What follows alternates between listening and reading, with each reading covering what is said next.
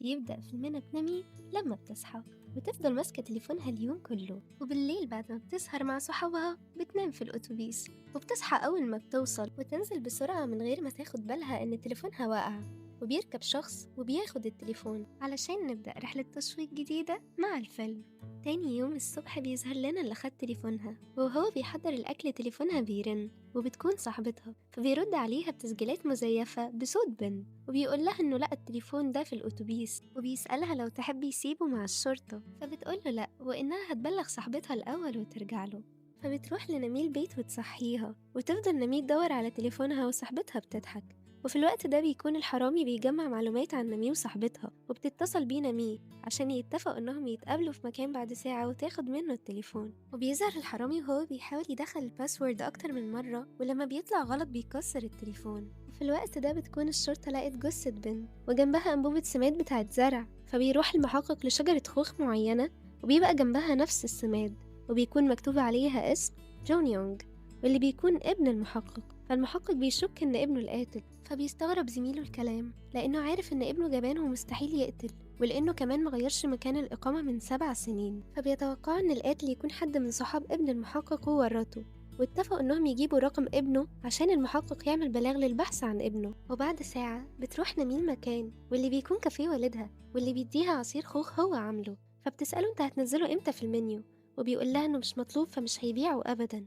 وبيجيلها تليفون من الحرامي بصوت بنت، وبيقول لها ان التليفون وقع منه وشاشته اتكسرت، وانها سابته لها في محل موبايلات ودفعت فلوس التصليح وعطتها العنوان عشان تاخده. ولما بتروح نمية على العنوان بتلاقي مكتوب على الباب ان ممنوع الدخول بدون كمامة، فبتلبسها وبتدخل وبتلاقي تليفونها مكسور. وبيظهر الحرامي وهو مغطي وشه وبيديها استمارة تملاها عشان يتصلح، وبتقلق لما بتلاقي ان مطلوب باسورد تليفونها بس بتكتبه، وبيصلحه ويثبت لها عليه برنامج تجسس، وبيفتح درج ويطلع موبايله ويوصله بموبايلها عشان يراقبها. وبعد ما بيخلص بيطلع يسلمها تليفونها، فبتشكره وبتمشي. وأول ما بتفتح التليفون بيكون قادر يشوفها ويشوف كل حاجة بتعملها عليه. وتاني يوم بيروح لكافيه والدها وبيطلب عصير الخوخ، فهي بتقوله انه مش موجود في المنيو، فبيقنعها انه شربه الصيف اللي فات فبتعملهوله. وبيدخل والدها وبيستغرب انها بتكلمه وبيسألها لو تعرفه، فبتقوله لأ، بس هو عميل كويس وانه كمان طلب عصير خوخ. وبيتضايق منها والدها انها بعتله عصير الخوخ. ولما بيرجع المحقق البيت بياخد تليفون مراته عشان يعرف يوصل لرقم ابنه، ولما بيقرا المسجات بينهم بيشوف نفس شجرة الخوخ اللي كان جنبها أنبوبة السماد، وإن ابنها بعت لها عنوانه ومسحه، فبتقوله إنها كتبته وهتبعتهوله تاني. وبتكون بعتت العنوان على بيت الحرامي، وبيكون الحرامي قاعد بيراقب نميه وهو بياكل الأكلة اللي بيحبها لحد ما تنام، وبيقعد هو يتحكم في التليفون بعد ما بتسيبه. وتاني يوم لما بتصحى بيكون كتب كل تفاصيل حياتها، زي إنها عايشة لوحدها وإن ما عندهاش بواب، وكتب كمان عنوانها وكتب باسورداتها كلها والأكل اللي بتحبه وحتى الانستجرام السري بتاعها، وبيكتب اسمها في النوت بتاعته اللي عبارة عن أسماء ضحايا هو مستهدفهم. فبيغير خلفية اللابتوب من آخر ضحية ليه في الغابة لصورتها هي. في الوقت ده مديرة نميمة بتبلغها إن في موقع تجاري مشهور اختار المنتج بتاعهم، وبتشكرها على مجهودها وبتبلغها إنها هتضاعف لها مرتبها عشان مجهودها، ونبهت عليها إنه يفضل سر بينهم وما تقولش لزمايلها عشان هي أكتر واحدة تعبت.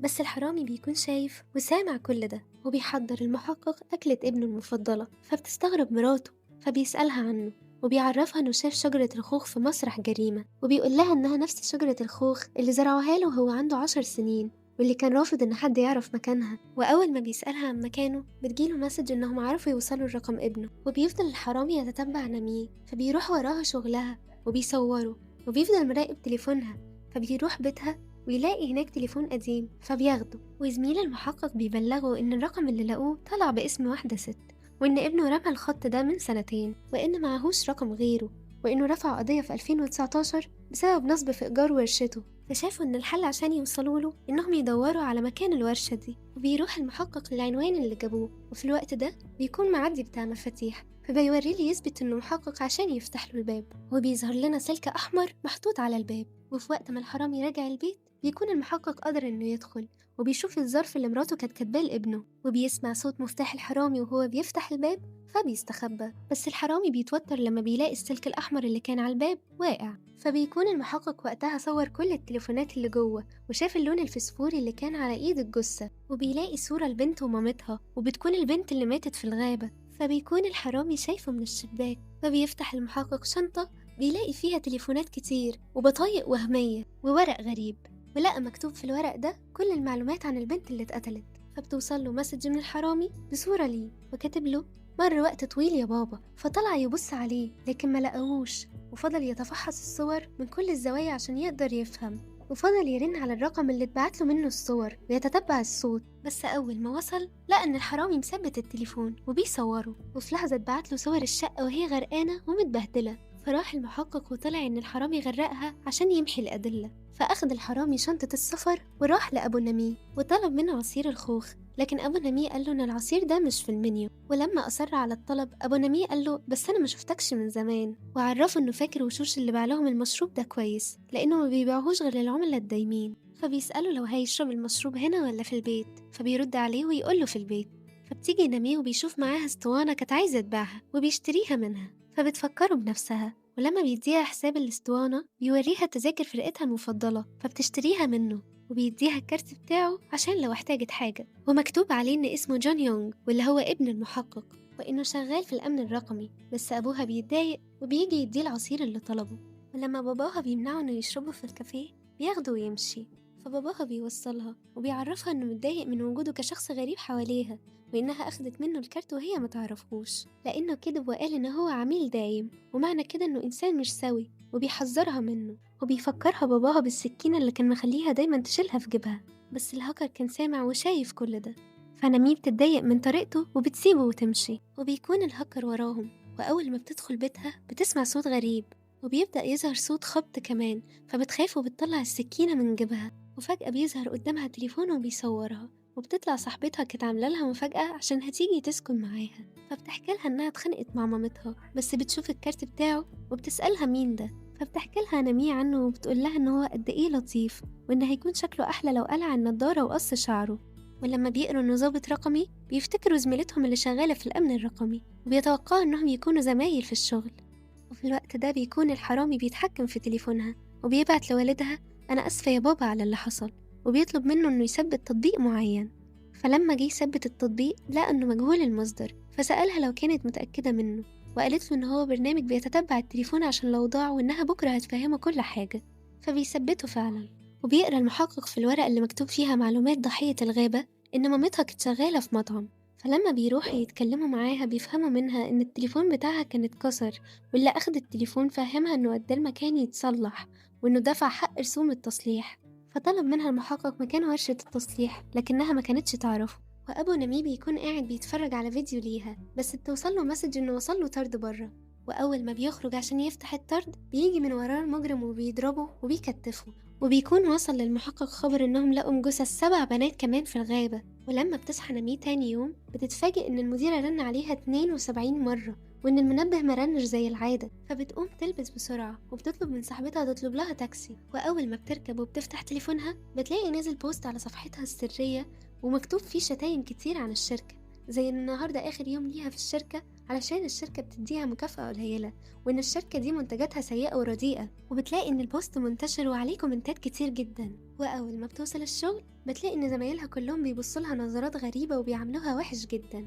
فبتشرح لهم إن في حد اخترق التليفون، فبيقولوا لها: امال ازاي لميتي حاجتك من على المكتب امبارح؟ فبتحاول نميه توضح لهم تاني وبتقول لهم إنها ما نشرتش أي رسائل عن الشركة. ولما بتروح تتكلم مع المديرة وتحكي لها اللي حصل ما بتسمعش منها، وبتقول لها إن الناس لغوا العقود وبترميها بره الشركة. وفي الوقت ده بيكون المجرم حط خط على كلمة المديرة وكلمة الأب إن هو خلص عليهم خلاص. وهي في الشارع بتيجي صاحبتها وتحضنها وتواسيها، وفي الوقت ده بيكون هو مستني يحط خط على كلمة صاحبتها. وبتروح نميه وصاحبتها لمباحث الإنترنت عشان يبلغوا، بس الضابط بيرفض البلاغ لأن الصورة منشورة من تليفونها هي، وإن مفيش دليل على إن حد اخترق تليفونها.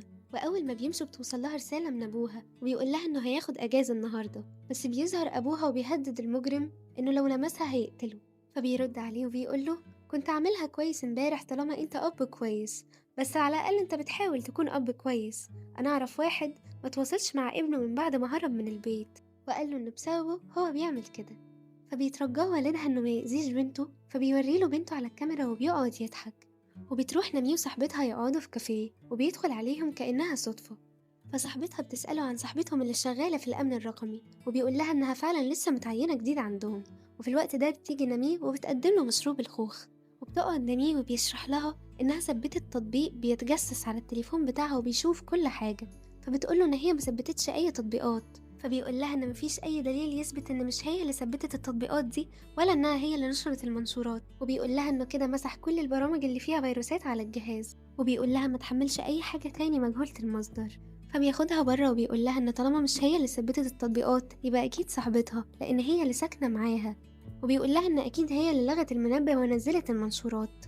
فبتبص على صاحبتها وبتلاقيها بتصورهم، فبتبدأ تحس إن تصرفات صاحبتها غريبة وتتضايق، فبتواجهها نمي بالكلام اللي قاله وبتزعل صاحبتها منها جدا، وبتطلب منها نمي إنها تنفي ده، بس هي ما بتنفيهوش وبتقولها خلاص طالما انتي مصدقة اللي قاله ما تكلمينيش تاني، وبتسيبها وتمشي، وبتطلع صاحبتها وتنهار بره وبيكون هو واقف وشايف كل ده. ولما بيعرف زميل المحقق ان ابنه اللي ورا الجرايم دي بينبهه انه لازم يعرف الشرطة عشان كده هيتحط في مشاكل كبيرة، وبيقدروا انهم يوصلوا لعنوان ورشة تصليح التليفونات وبيروحوا هناك يلاقوها غرقانة وان استمارات التصليح مرمية في كل حتة، وبتكون نمي زعلانة على صاحبتها بس تليفونها بيفصل وبترميه، وفي اللحظة دي بتفتكر حاجة مهمة، وفي الوقت ده بيكون المحققين لقوا 8 استمارات بس مفيش فيهم اسم نمي، فبيعرفوا ان نمي هي الضحية الجاية بتاعته، ووقتها بتوصل الشرطة بس بيعرفوا الشرطة انهم محققين واللي بيكون بلغ عن المكان هي نمي لانها شكت ان اللي صلح لها التليفون هو اللي حط لها برامج التجسس،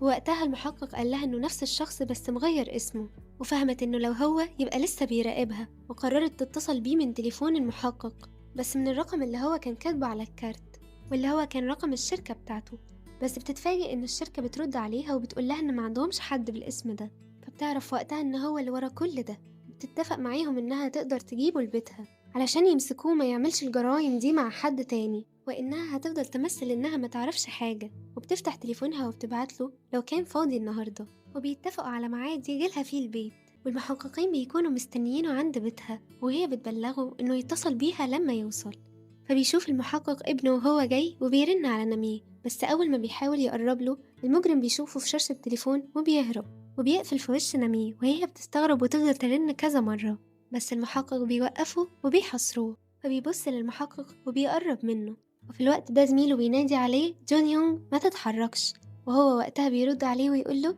أنا مش جون، ونمي بتسيب تليفونها في الأوضة وبتبلغهم إن هو قال لها هيجي الأسبوع الجاي وإن تليفونه اتقفل، فبيقترحوا عليها إنها تبدل تليفونها بالتليفون القديم اللي في الدرج، وبتتصل الشرطة بالمحقق لأنهم لقوا رقم تليفونه ضمن سجل مكالمات الضحية وإن فيه طرد وصل من مراته لبيت الضحية، وبيسألوه إذا كان ابنه هو القاتل ولا لأ، وإن هل عشان كده غرق المكان بالمية، وبيطلبوا منه إن هو يجي فورا، وبتغير نمية تليفونها وبيتفقوا إنهم هيودوها بيت باباها عشان تكون بأمان، وبيديها المحقق الكارت بتاعه عشان لو احتاجت حاجة تكلمه، بس هي بتكتب لهم حاجة على ظهر الكارت وبتوريها لهم عشان الهاكر ما يشوفهاش، فبتدخل البيت وبتلاقي باباها نايم على السرير، وفي الوقت ده بتوصل لها رسالة من المجرم وبيقول لها أنا عارف إنك غيرتي التليفون، وبيقول لها أنا كمان غيرت رقمي، وبيبعت لها رقمه الجديد، بس هي بتقوله أنا غيرته عشان مرتحتش، بس لما بتبعت الرسالة بتسمع صوت الرسالة بره، فجربت ترن على الرقم بس سمعت صوت الرنة في البيت،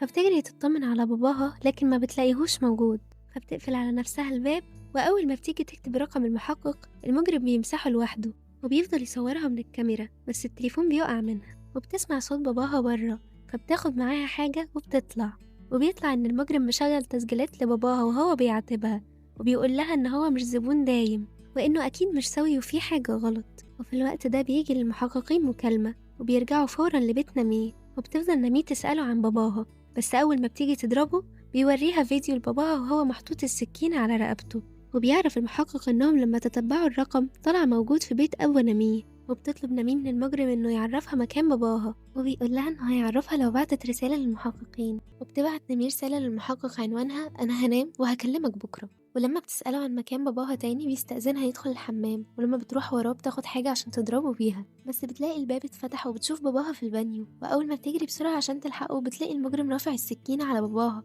وبيهددها إنها لو ما سابتش اللي في إيديها هيقتله، فبيرميلها اللزق وبيخليها تكتف نفسها وبتربط رجليها، فلما بيقولها إنها تلف وتحط إيديها ورا ظهرها بتتردد، فبيفتح المية على باباها وبتسمع كلامه بسرعة، فبيقفلها وينزل يربط إيديها ويديها السكينة اللي كانت معاها، فبيبصلها ويقول لها يبقى أنت اللي هتقتليه، وبيرميها عليه ويفضل يصورها وهو بيضحك، وبيحط صورتها خلفية للتليفون زي بقية الضحايا، وبيطلع بره وبياخد الكارت بتاع المحقق وبيلاقيها كاتبة في ظهره: أنا مش هبعت رسايل خالص، أنا هتصل بس.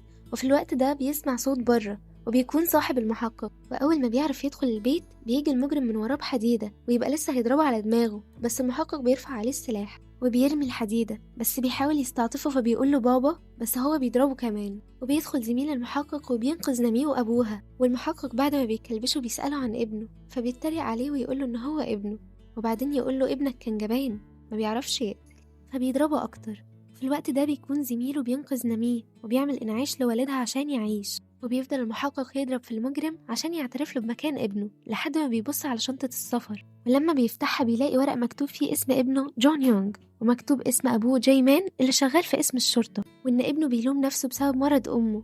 وبيسأل المجرم نفسه في الورق هل يعيش كأنه جون يونغ، وبيقرر إنه يسيب أسمدة النباتات بتاعة جون يونغ في مسرح الجريمة، وبيدور في التليفونات اللي موجودة لحد ما بيلاقي تليفون ابنه، ولما بيفتحه بيلاقي صورته في الخلفية وهو ميت، فبيقعد يعيط وينهار على ابنه، وبتكون نميه شايفة أبوها لسه ما فاقش، فبيطلع المحقق المسدس وبيحاول يقتل المجرم، بس هو بيقوله ما يقتلهوش وإنه كده كده هياخد جزاؤه في السجن، وإنه كمان مش هيعرف يستخدم المسدس. فبتسمعه نميه وهو لسه بيكرر نفس الكلام، فبتقوم وبتاخد المسدس وبتضربه بالنار، والمحقق بيبصلها وبيوقفها، بس بتسمع صوت باباها وهو بينادي عليها، فبتجري عليه وتعيط وبتحضنه، والمجرم بيكون لسه ما ماتش. والصحافة بتصور كل حاجة ليها علاقة بالجريمة والتليفونات وبتنشر تفاصيلها، وبيحتفظوا بكل الموبايلات اللي كانت في الحادثة، وصاحبة نميف تبعت لها وتطمن عليها، وبيتقبض على المجرم، فبيكتبوا معلومات عنه وإنهم بيحاولوا يوصلوا لاسمه، وبيظهر لنا شخص وهو بيكتب أنا وصلت الكافيه وخلاص لقيتها، وبيرد عليه حد وبيطلب منه صورة ليها،